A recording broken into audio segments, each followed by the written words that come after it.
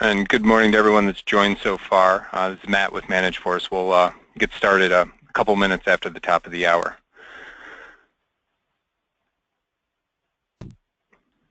I guess, Grant, maybe next time we'll have to come up with some type of previews or running thing in the background to keep everyone entertained. Like movie previews? Yeah, exactly. JD Edwards in previews. a world. Yeah.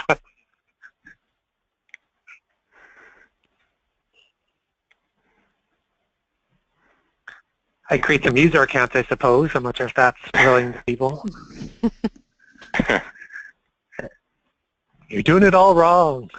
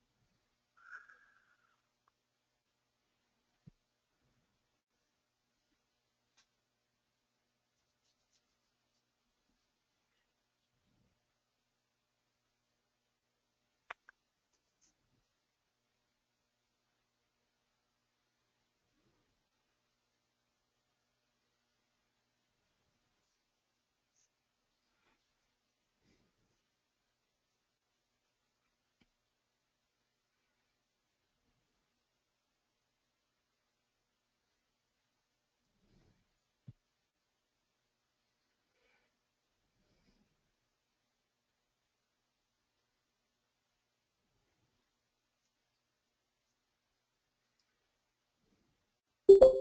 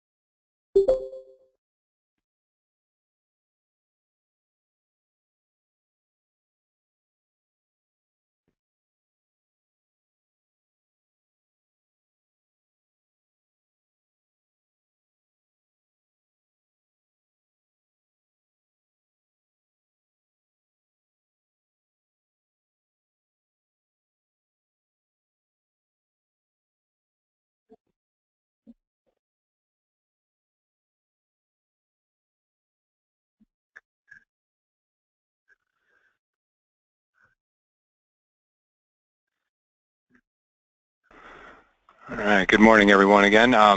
We're going to go ahead and start in just a few minutes.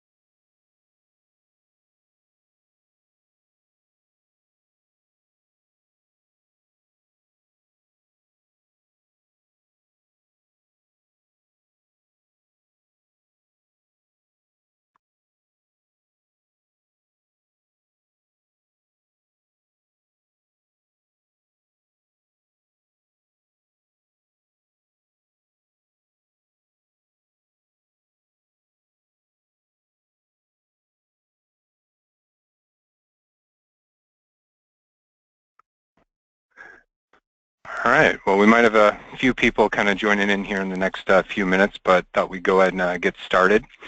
Thanks everyone for joining today. My name is Matthew Poole. I've been with ManageForce and working with JD Edwards customers for the past 5 years here.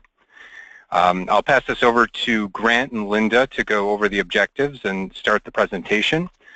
But in the meantime, I did want to say if you have any questions, please write that into the chat box, and we'll definitely have time at the end to go over any questions you guys may have as they come up. But without further ado, I'll go ahead and hand it over to Grant. All right, thank you.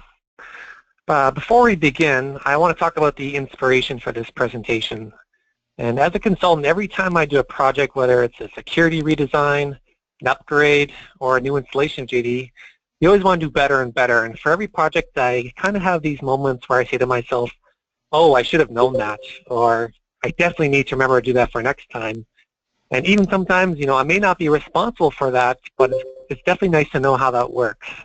And every project is different. There's always something new to learn, but I'm hoping that the collection of things we have here today may be something that you may not know of. And just a reminder of our objectives today, we want to go through some of the key things you absolutely need to do for JDE, or the things you need to verify. Secondly, I don't want to go into some of the standard apps like user profiles or security workbench. You may have noticed that as JDE product matures, there's always more areas of the system that system administrators or security administrators need to be aware of. So we'll try to highlight some of those new areas. And we have Linda on the phone to help us talk about how AllOut can support us with those. And finally, as a kind of a summary, I want to talk about the role of the security administrator and how that may differ from a CNC who is typically assigned the responsibility of managing JDE security. So if you're curious, just a bit about me. I'm a functional consultant for ManageForce. I've been a JDE guy for about 13 years, doing various projects, whether it's support for finance, project costing. It's only been since 2012 that I've specialized in security, and I'm based out of Western Canada here. I'd like to introduce Linda. Linda, do you want to say a few words about yourself? Sure. Hi, I'm Linda Nelson. I'm with AllOut Security. I've been with them a short time. Prior to that, I did 13 years of E1 implementation experience, primarily projects like finance. I was finance, manufacturing, and I was normally the security and compliance lead on those. So I had a lot of experience in that area coming out of 25 years of accounting and compliance. So it was a nice fit to tie that together with my JD Edwards security experience. So I look forward to sharing a little bit of that today. Great. So I want to start off with Start Public. So and anytime you're doing a new install or JD security redesign, it's always important to get that Start Public loaded correctly initially. And everyone will have their own version of what Start Public should look like, but basically it's broken down into critical system functions like accessing reports, some dialog boxes. There'll be some search and select screens like you know, launching or looking for business units, accounts, UDCs. There may be some other applications that could be thrown in for all users. There's a couple examples I like to throw in, like there's R09801E, which is the error report for posting. I find sometimes some companies forget to include that as part of their posting security object design, and it doesn't really hurt to have it in Start Public. So that's just an example where I like to include that in Start Public. There's a couple of things that can help you if you're trying to get a new Start Public in. You could use an OCM mapping that's a copy of the security workbench table to load all your new Start Public permissions, so you could test that separately, either with a separate role or a separate environment, so you're not impacting business operations. And you could also do is use a public role for testing, so kind of mirror what Start Public is, actually call it a public role if you need to change from an open doors model to an all doors closed model. And if you are going to do the denial, just make sure you do that last. You want to make sure you have your star all roles set appropriately. So I'll talk about the next slide here. probably from a best practice perspective, one thing that I've learned along the way is that when in doubt, you want to go ahead and include as many of those search and selects and those key functional applications in Star Public, because the more that you put there, the less duplication you have in your other security records. We do within AllOut have some step-by-step instructions on how to manage Star Public. We've got examples of programs to include, as well as automation and detail steps for each of the options that Grant's speaking about. Mm-hmm. Now there's something special about Star Public I want to highlight. It's regards to the batch versions, so running reports. Is if you don't have the action security line for OK and change set to Y, you might experience this looping thing where a user is prompted for data selection. They do their data selection and processing options and submit the report, but they get sent right back to the screen where they're asked to be prompted for data selection. And that's because if you're missing that action security line where that change is equal to Y. I think that started in 9.1. So there's a Oracle document there I've referenced that you can look at. So it's just a good thing to know when you're doing a brand new release or upgrade. If you're missing that line, users may get that looping. So it's always good to check that first before you have your users testing for reports there. So I mentioned that project and support roles. These are things like your CNC system administrator. Some people may have a role for security administrator. You always have a functional support or business analyst. And you also have a developer. So we put just a few points here is what the difference between those should be. For example, developer typically doesn't have access to production just in case they're modifying code in production. Business analyst would not be changing security. They just have view-only access. And these star roles are critical for supporting the system there. So these roles typically will have star all access, but then have restrictions applied to them.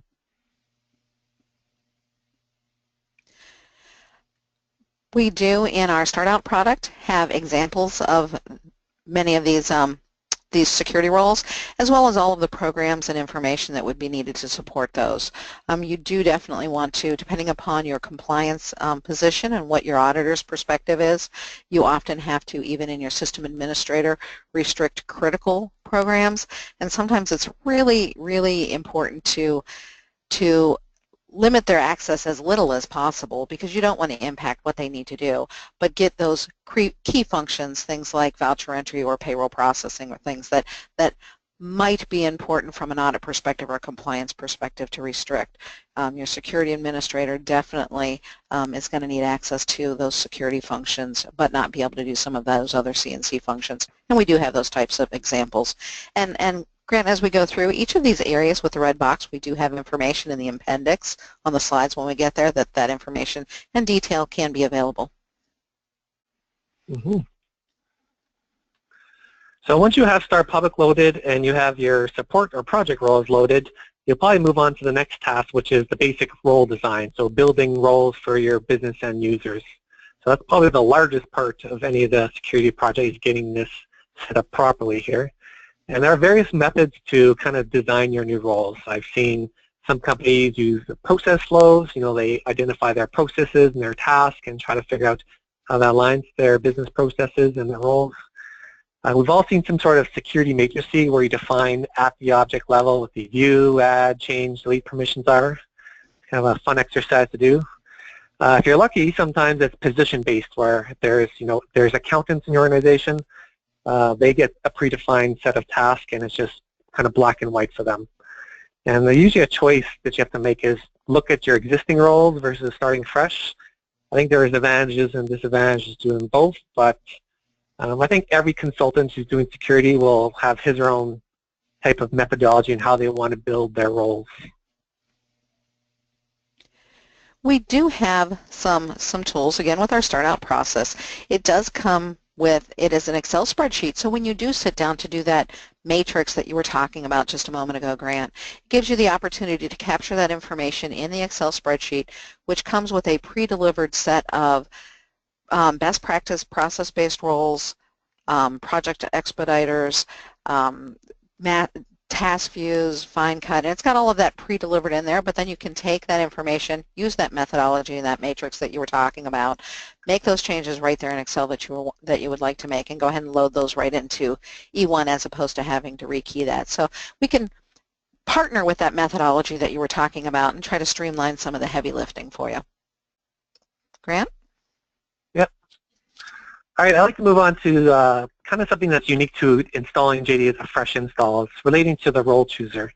If you don't know what role chooser is, it's basically options to let users sign in either using all their roles at once or selecting individual roles to sign in. There's also a menu filtering component, which I want to highlight here very shortly. But just so you know, the options for role chooser are global. They apply to all users. And the next screenshot I'll show you, this is it's set in the role relationships application, the P95921. So I'm just going to show you that screenshot here. So this is what you see when you're doing the role chooser settings. And I want to highlight this second one here, the choose role on menu filtering page. If you notice I have that unchecked. You know, when I sign in and I want to look at that drop down, it shouldn't be available to me. However, if you're installing JDE as a net new install, you have to go in and resave the record. And if you look at my two screenshots there, the first one, you can see a drop down for all my roles. That will be shown even if you have that unchecked by default. But if you don't want that, you actually have to go back in and save the record. And what that does is, you can see in my screenshot on the left-hand side, it puts a 0 in that future use role 2 column. By default, it's blank. So by going in there and resaving that record, it'll put that 0 in there and then actually disable that choose role and menu filtering option. Another thing on a fresh install you need to be aware of is the inclusive-exclusive security for row security. So by default, JDE is always exclusive. However, you'll notice that if you install JDE net new, that record is not going to be in that S0950 table. And the recommended best practice is to use the inclusive, although it'll be based on your requirements there. We do have some functionality available, but if you are in a position that you have been historically exclusive and you do need to change to inclusive, we have some UBE functionality that can automate that process for you and help you make that change. So here's a screenshot just showing that record in the S0950.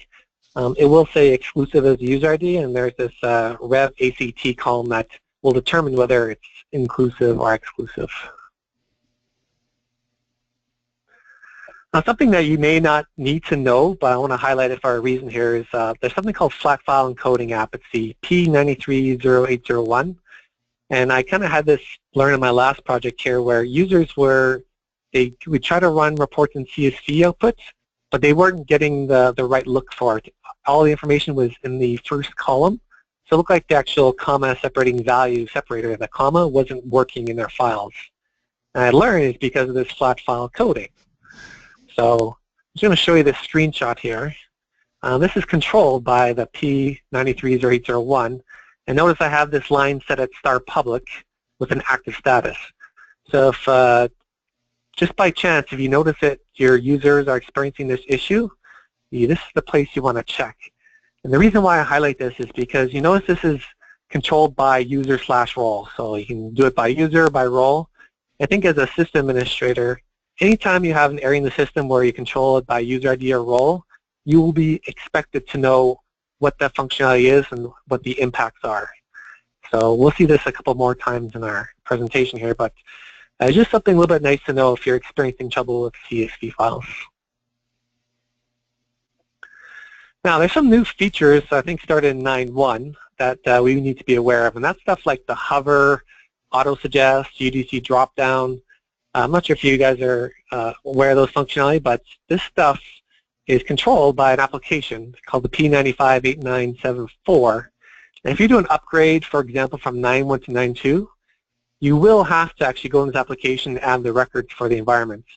So just notice on the bottom left-hand side, there's the DV910. So if you notice that you're missing it for a particular environment or it's not in any environment, this is the place you want to check. And just notice that it's, again, deployed by user or role at start public. So it's just a detailed screenshot here showing the actual permissions by the app and by the data item. Password settings. So if you are using the standard password authentication by JDE, not using LDAP or a single sign-on type of functionality, it's very important to update those settings for each environment. So those are the processing options for the user security app, the P98 OWSEC, or now the LPSEC if you have the long password functionality set. It's important to set in all environments just because I've had some incidents recently where users were logging in and setting passwords before go live, but the password settings weren't set on in that environment. And when they went live, they went live without the correct password settings. So it's just important to have all the environments set appropriately. We do also add some functionality that just makes that password policy feature a little easier to adjust. We've got a screen that you can go through and make that modification without having to go through the OMW project and the project promotion to reset that P98 OWSEC. One of the things that, and as well as the P98 LPSEC, one of the things that we do recommend is just as a best practice, if you do not have single sign-on and you are setting this, you'd probably want to make it consistent with what your environment sign-on is so that you have those things consistent across your environment. Grant? Yeah, so that's a good note there. Here's what the password settings look like by default if when you install JDE. So notice they're quite weak. Like the only one they have there is the password must be at least 4 characters long. So if you're doing a new install, it's quite critical to set these appropriately. Task views. So when I talk about task views, that's the actual root of the menu tree for your menus there. So sometimes I get requests to say users that they should be hidden from certain task views if they have multiple task views. So a good example of that is like the power user tasks or the content development ones. And those are set by an application, and for the menu is called P9000. And you want to set that to secured there. So just a little checkbox I'll show you here very shortly, but you as a security administrator may need to set that for the project per environment as well. If you are working with task views, we do have our Menu Plus module, which is one of the modules that we offer, that has some comprehensive modification ability. You can do all that fine cut as well as your changes to the task view right within a grid. Makes it much simpler to work with. If you are working with your users on their security requirements, it includes a 3-way match functionality, which lets you look at individual security access based on the task view and make modifications right there on the screen while you're working with them. Again, it streamlines some of that functionality as you're collecting security requirements.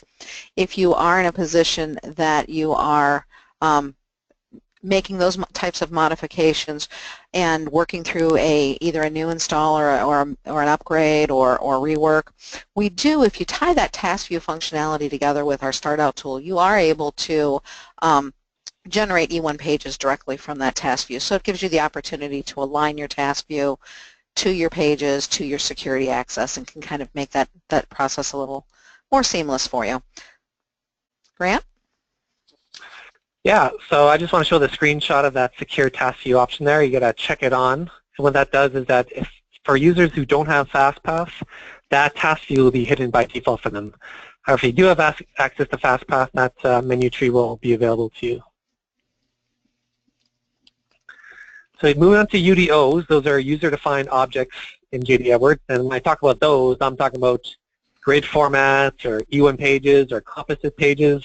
Those things are managed in a new user-defined object OMW application P98220U. So on a project, the business analysts who are responsible for doing E1 pages or the grids, they should probably have access to update permissions and assign those to the users and the roles during the project. However, it's a good idea to lock that down post-go live so that those type of tasks go through our proper change management. So it's important to lock down that P0950 UO as part of those project roles. So here's just a screenshot of one way to assign an E1 page to a role. And in this example here, we're assigning it to Starter Public. So again, it's that P0095UO. One other thing I want to mention about the UDO security is if you're doing a new install, you should double check to make sure like the basic things like doing grid formats and reviewing UN pages that they're enabled in the Action Security. So this is through the P00950 app, and you can just go to the form, user-defined objects, and set all your view and action permissions appropriately. I think by default, those lines may not be in there, so you'll have to at least put in the grid format one so that users can customize the grids. Now, just as a summary here, we want to talk about how a security administrator in that role, how they would differ from a CNC. So I think one point I want to make is a security admin doesn't wait for incidents to happen or tickets action. They're always looking for new ways to make the system more secure, maybe trying to detect and close loopholes. They're always very data focused, always continuously looking at the security setup. I think most importantly, the security administrator needs to be, from an organization perspective, in a position to question or challenge a security request. And without that empowerment, it becomes very easy for a security model to get distorted or misaligned, ultimately resulting in some sort of security breach or incident, and ultimately paving the way for you to do a security redesign down the road. So it needs to be some sort of check or gate to know that the security request going through is challenged and properly vetted. And also, executing the security change request is only a small part. There needs to be some sort of documentation tracked properly, needs to be tested properly, and it should be done so in that it exceeds the standards of auditors. And auditors will try to see things in black and white. So I think the important part for the business to get the security change in, but also make sure it's properly done from start to finish with the proper documentation so it can be undone if needed as well. Linda, did you want to add anything to those points?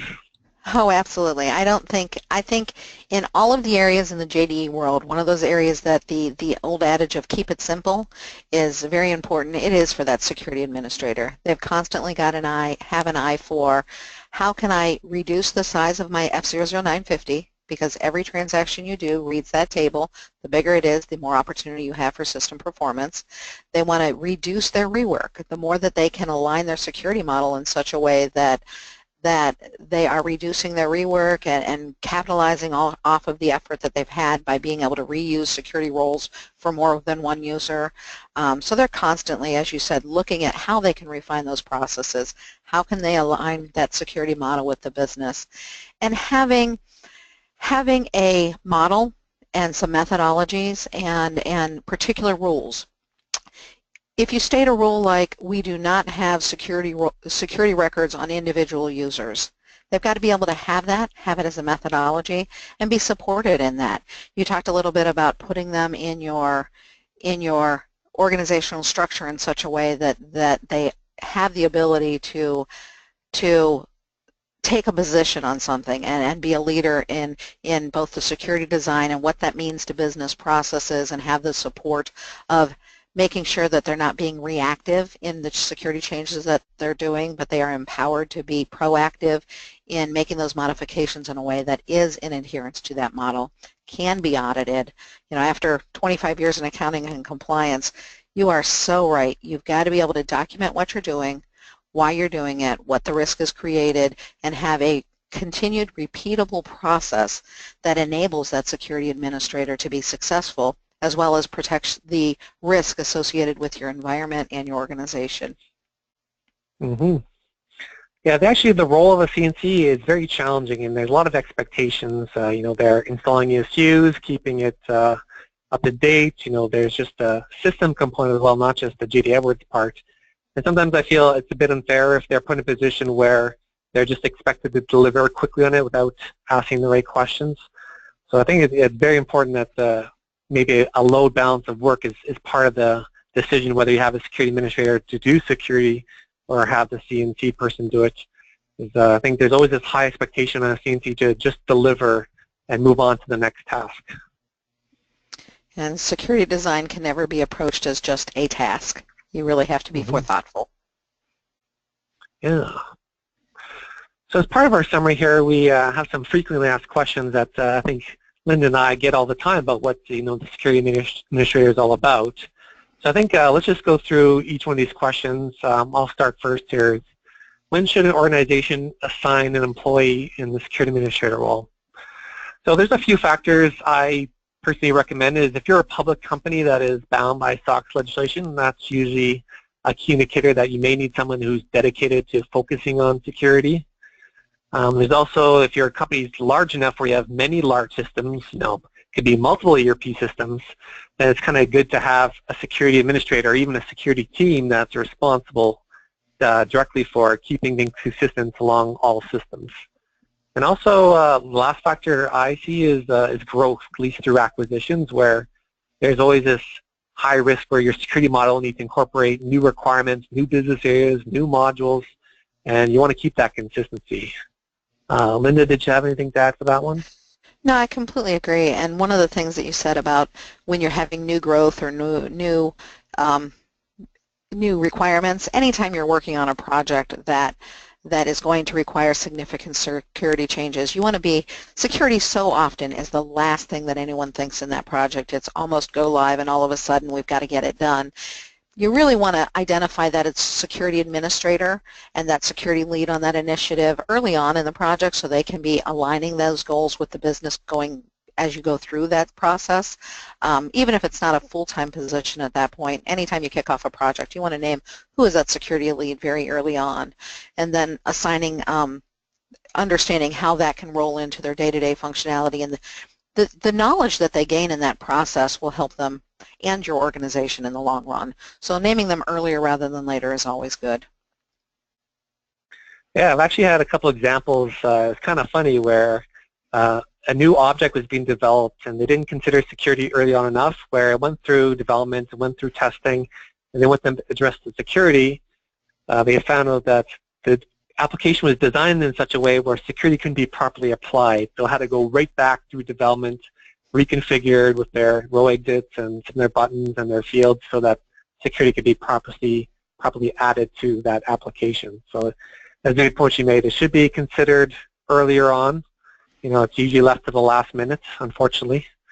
So I've run into the same thing where I've actually been the person that's had to kick back programs or get overly creative with column and exit security in order to try to protect an environment.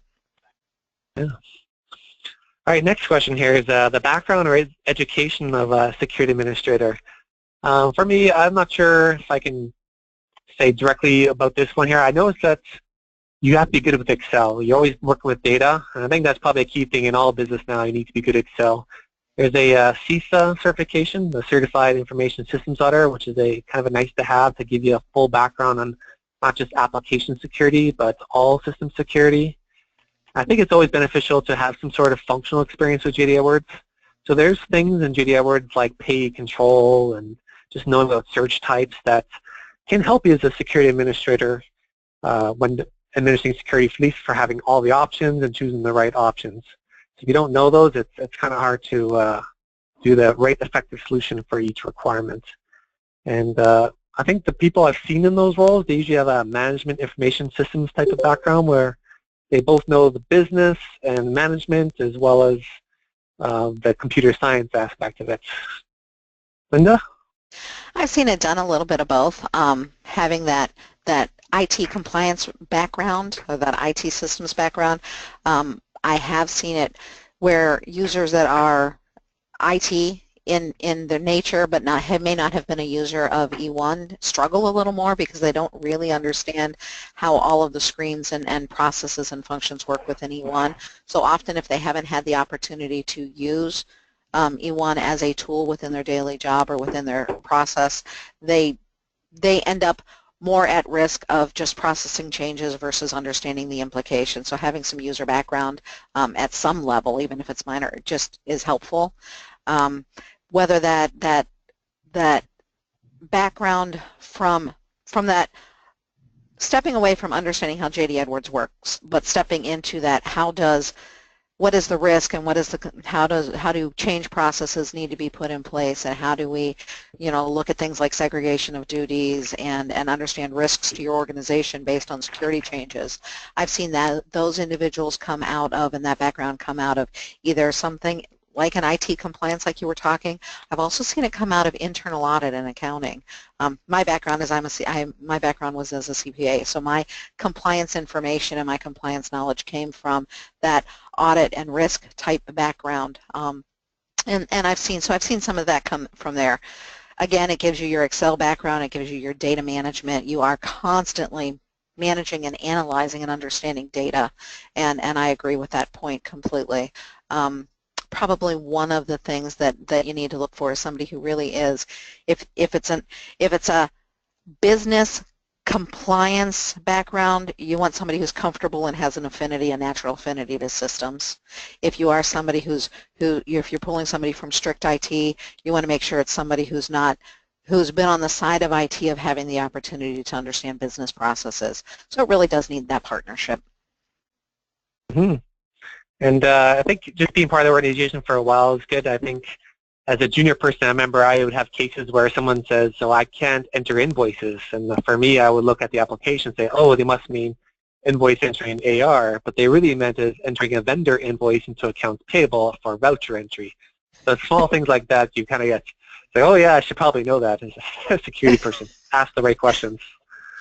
And absolutely, the user isn't trying to mislead you. They just know what it is they're trying to do. So being able to interpret those words that they're using is huge. Yeah, I think that this leads us into our next question here about for security administrator. What good personality traits should they have? And this is probably a good question for any type of role, but for me, I think they should be open to creative solutions. They have a curious mind. They're trying to find those loopholes, or sometimes there's a security requirement where you have to get very creative on how you're going to put that in without impacting anybody else. And going back to our previous slides about being in a position to challenge, I think they need to be strong-minded where they feel comfortable challenging things, but they also need to be reasonable. So find a way to stand your own ground. And then leading to the kind of the documentation tracking part is having good habits. So having reminders to do security reviews on a periodic basis, willing to do certain tasks without having any interruptions get in their way, so things aren't halfway complete or halfway documented. I think that's always been my personal challenges. I like to multitask, but I think sometimes in those cases it's good to be very strict on how you're going to execute and document a task. Linda? We're probably pretty similar in that. I also am a multitasker, but you have to be able to have when you do a process, it's got to be an auditable process. It's got to be something that adheres to standards and that it can be understood and traced what you do. So you've got to be very detail-oriented. I think 80% of true security administrator design ends up in a function where you're trying to understand how to deliver a solution that isn't straightforward. It's not oftentimes that creativity that you talked about is vitally important, because security needs are not always black and white, and often you spend most of your time in those solutions that aren't black and white. The easy ones are quick to do. That creativity that's needed for a more robust solution is often a little more time consuming. So the confidence, you have to be confident in the changes that you're making, because you will get questioned. You will absolutely get questioned. It will be a daily thing that you have two people coming at you with conflicting requirements. So you have to be a negotiator, you have to be a leader, you have to understand how to find a balance in that solution. You've got to know where you turn when those two people disagree and they're both taking a stand. You've got to be you have to have good communication skills in handling that, but you also have to have a path for escalation to get you the support that you need so that you can be confident in the solution you're delivering and have the support behind you that you know that the decision that you make is going to be adhered to, or you're going to have a support in finding resolution for those conflicting requirements, because they will happen every day. Yeah, that's a good point. I think the word I'm thinking about, as you just mentioned, is probably governance and how you make decisions. So I'm not sure if, and sometimes the security administrator has the ultimate final say on what can go in, what doesn't go in, they present options to another body. It's just like, how do you resolve an issue when there's a disagreement? So I think that is very important, how you are able to have a process where you can do your job, have your say, but make sure that there's proper governance in place to have decisions put in place properly and support each other in those roles. Having that governance in place, having defined processes, and ensuring that your security administrator does have that escalation path can be vitally important in putting them in a position to be successful. Mm-hmm. This may lead us into the next question here about how security administrator and who they report to. And I think this can vary a lot, depending on the size of the organization or how a finance or IT structure works together in an organization. I've seen in very rare cases that there's a position of a CSO or a Chief Security Officer, or a person, a security administrator, reporting to a controller or a Chief Financial Officer. And typically, I think Linda mentioned before, is some sort of relatability or closeness to internal audit. I think if you have an internal audit background, that's typically where I see someone coming into an organization and serving that security administrator role. And finally, if you're a smaller company and security is dealt with separately in a way, it's usually done through like an IT infrastructure group where they don't really deal with any business data at all. They kind of just administer the application, and security is one of those components there. I'm not sure if you have anything else to add there, Linda. I've seen it most oftenly in that IT structure, oftentimes associated with the internal audit or with the compliance and governance group within IT. I was an accountant who did it, and we reported to the CFO and reported up through finance. I've seen that in a couple of places, but not very commonly. I've also seen it in an operation structure. If your organization has an operation structure, I've seen where the security design and the administration or methodology development around central objects such as order activity rules, UDCs, things like that, or address book, are managed through a central operation functions, and often security design is aligned with that. So again, depends upon the size of your organization, depends upon where you can find those individuals with the skills that you need and where you can get the governance structure that's going to support them, and I've seen it vary. All right, I think that's the end of our questions here, or the frequently asked questions. We will have some questions or time for questions here. Just to briefly recap, we went through a few small things that are kind of common knowledge, like the start public, the project roles, basic role design. That's kind of stuff we all kind of know. Sometimes it's just helpful to have things written down in a concise manner like we have here. We also went through some things that you may or may not know of that a security administrator will have to face, like the UDO stuff and the role chooser, things relating to new installs. And I guess a large part of our conversation here was on the role of the security administrator, which I hope you guys found helpful. I'm just going to go to the next slide here. This is the appendix and the appendices that Linda mentioned. We have a lot of support material here regarding AllOut and how some of these things we talked about, where AllOut can support you on those functions. Matt, I'm just going to check the GoToMeeting here and see if we have any questions in the chat. I couldn't access it. I'm sorry, I couldn't help. I couldn't see them. Okay, let me just find the chat here. Okay, were there any questions? Yeah, so we did have a question here. Have you found any tools within JDE or maybe third-party add-on that would help with auditing who is accessing an application at a specific time or what they may have updated? Different than using audit fields in the table, which can get overwritten or don't exist at all. That was a large question here. Can you repeat that? Yeah, let me do this.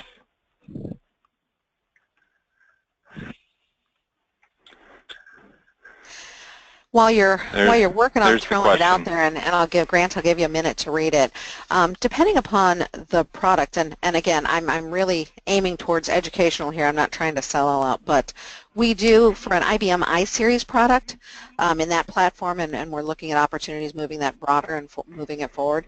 There are we do have functionality where you can determine if there are key things that you want to track. I mean, you wouldn't want to track everything. I know there's auditing functionality within AllOut, or excuse me, within standard JDE Edwards, things like the address book and other things where you can turn on auditing and log changes. But we have a product called Trace that enables you to define what are the key things that you want to look at. You can look at it at a database platform, whether it's modifications that are made by an application or a functionality that isn't something that you should be managing things. Let's say you have the security tables, the F00950 is being modified by SQL. You can track those things, or you have particular individuals you want to track changes if they're new and are in a administrative function that you want to track and understand what they're doing. So you define rules, you write the information, and you can report on it and get alerts based on it. So there is some functionality there that we offer. There's also, and Grant, I'm sure you can speak to this more readily than I can, but there's some standard functionality in E1 about turning on logging in a variety of areas. Yeah, now that I have time to read this question here, I'll probably write down some responses, Matt, and send it to you so we can have this more visual for the users here, or the participants. Is the one thing that Linda mentioned was like the standard logging. So anytime I'm implementing the address book, there's a way to turn the interoperability functions on, where anytime you change the record in the address book, it will write either the after image or the before and after record to a table. That's usually one small option that's easy to put in that I like to have users or companies put in. Second thing is the advanced logging. I think it's called CFR 11. It's a special area of the system where it allows you to get auditing on specific tables. So what it does is, let's say you want to do auditing on a table like the customer master.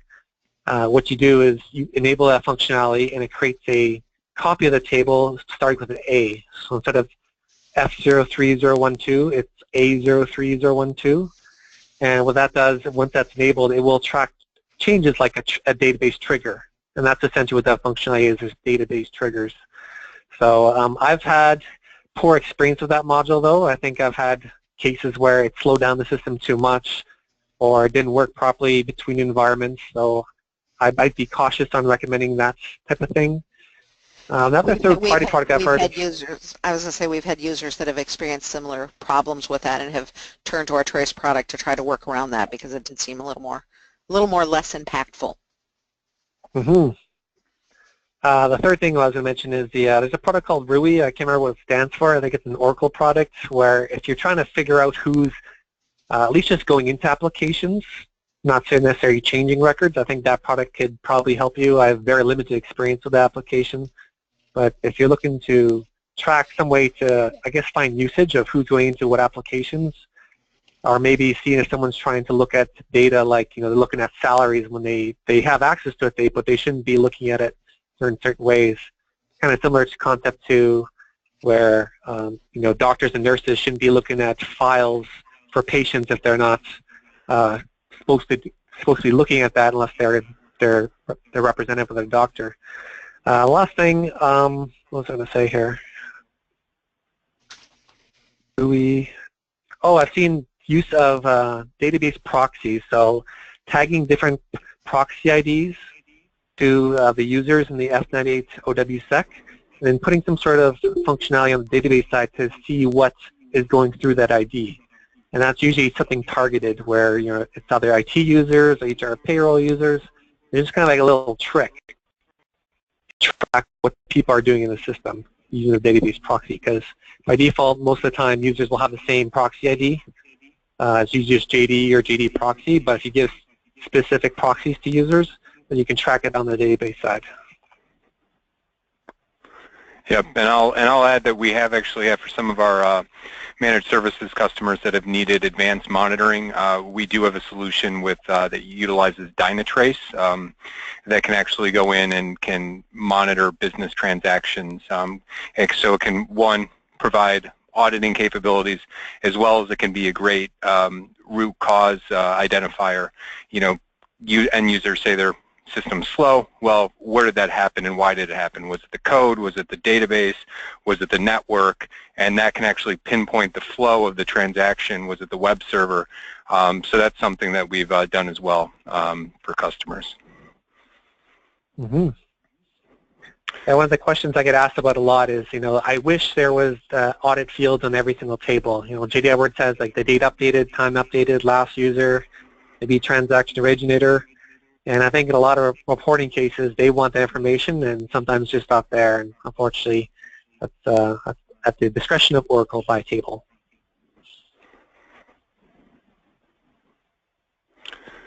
So if there's, feel free to, if there's any questions, whether you guys want to unmute and ask away or pop another question in the box.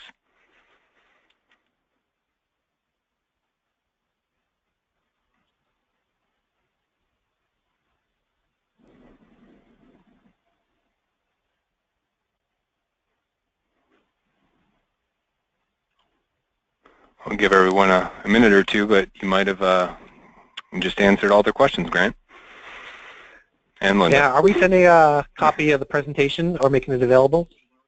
Yep, yeah, we will have the presentation available, so we'll have that available later this week or the beginning of next week.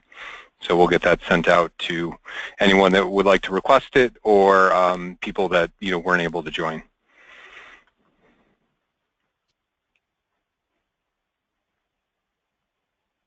Great. Well, I'm glad we finished on time here with 5-10 minutes to spare. Yeah, no, it was a great presentation. Thank you, Grant and Linda. And if anyone does think of anything later, definitely between ManageForce and AllOut, we'd be happy to answer any questions you have, whether about services or the products themselves. So I want to thank everyone for taking the time to attend. Thank you. Thanks for including me, Matt and Grant. Yeah, I'll just stay on the line here. Make sure if there's any other questions, we'll answer. Mm-hmm.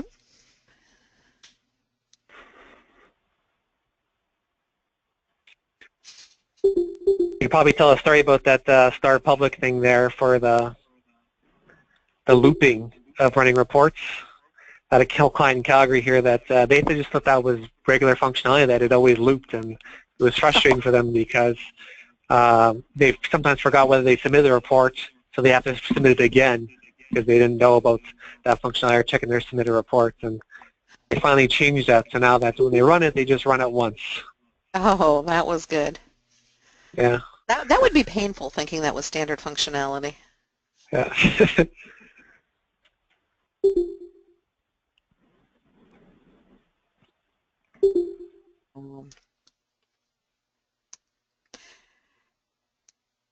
Yeah, the comment that we had about the conflicting security requirements, I think that's a way of life more than an exception.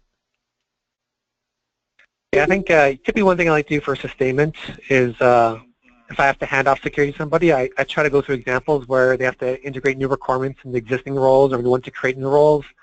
Usually the case where like, well, I don't want to give it to this group, but I also don't want to create a new role with just one object. And it's usually a struggle. They have to know how they should mature their model or their role design. And you make a good point. It's a maturity thing. As the more mature you get in your JD Edwards implementation, the more those security requirements get more complicated and more mature and more well understood in the functionality within the system as well. Yeah, I think the word I'm looking for is fragmented, where things become so fragmented over time where the security design you have now isn't what you would want if you knew all the requirements over the last 2 or 3 years. So trying to find that way to keep it in that original vision or at least move towards that vision that keeps it consistent. I would agree. It is a journey. Mm-hmm. So I don't have visibility to how many folks are still on the session with us, so I don't know if it's just us talking to each other, if there are others here that might ask questions.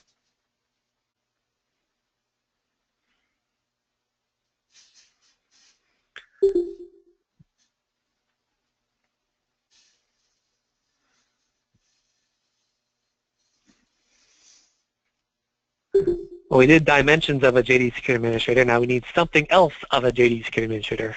Journey of the JDE Security Administrator. Ah, that could be that passage of time and how you get to fragment it and how you come back from it. Or filling out forever long security matrices. Okay, I lived a lot of security life before AllOut. Before I bought the AllOut tool, I've lived those matrices. Yeah, I've also got carpal tunnel recently, not like severely, but because I didn't have AllOut or any other tool, I had to just do it manually. I at least had a load file for a good chunk, but I did like 2,000 lines myself. I've done manufacturing go live with no tool and no load function.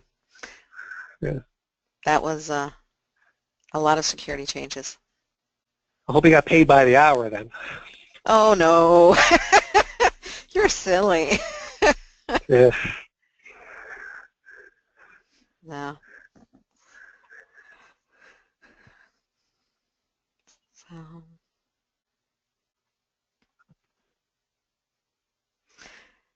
No, that was spending the weekend camping with my sons, and while they played, I sat there on my computer processing changes. Mm-hmm. So have you ever had a client that still keeps CFR 11 live? Like I've had clients that tried it, turned it off, or they got it to PY, and then they said, well, we can't go forward. I've never seen one take it clear live. Yeah. Mm-mm. Very odd. Yes. And it is odd. I'd rather just write my own database triggers. I think that's a thing. So I think that's where the AllOut product came from. I think they did have clients that were frustrated with it, and they wrote their own. So it's pretty neat from an audit background, having that opportunity to even just provide evidence in an audit that, okay, nobody's been messing with bank account information, even if we have a gap in the security, so we have a backup. Because often with security, you end up with segregation of duties violations because of the need to have a backup for a function. Then you can turn on the triggers for whoever that backup is that has the segregation of duties violation and say, okay, we just want to track any changes that Kim has made to the vendor master because she can also do voucher entry. So you get the two that she had to do on a Saturday afternoon, you show the backup support, and you are, all of a sudden you went from, you have a segregation of duties violation to, look, it's auditable, it's taken care of, go audit something else, please. Good. All right, Matt, should we shut down the sharing here? Yeah, I think we'll go ahead and wrap this up. So thanks again to everyone who's still on, and look forward to talking to you guys soon. All right, well, I'll talk to you guys later here. All right, thanks guys. Bye now. Bye-bye.